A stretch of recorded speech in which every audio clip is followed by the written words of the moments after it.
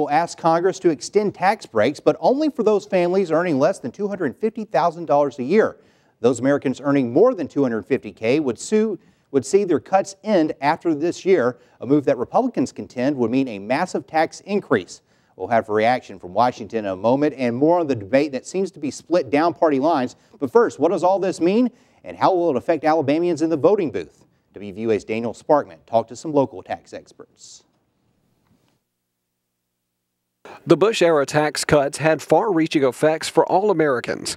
After a two-year in 2010, the tax cuts are set to expire. President Obama wants to extend the tax for one more year, but only for those making less than $200,000 or families less than $250,000 a year. The debate is not about extending the tax cuts, but who should receive those breaks.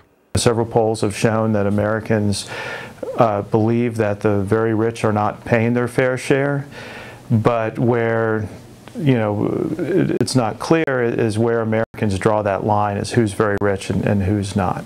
Republicans want the extension to include all Americans, while the president feels that additional taxes to the top 2% of earners will help stabilize the deficit. But what will it mean for you and me?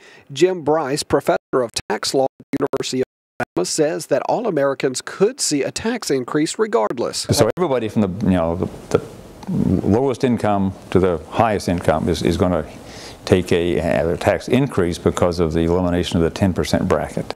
But Congress could modify the law to include some additional tax breaks. But if they structure this to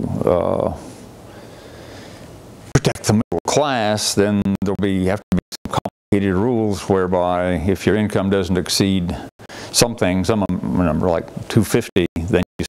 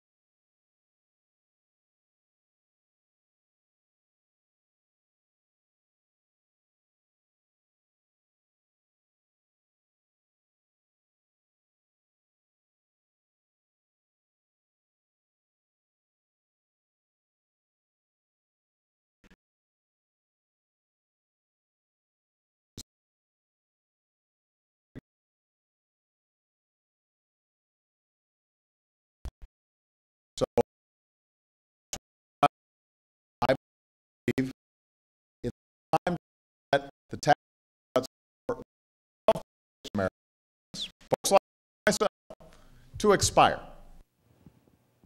A campaign spokeswoman for Republican frontrunner Mitt Romney said, quote, President Obama's response to even more bad economic news is a massive tax increase.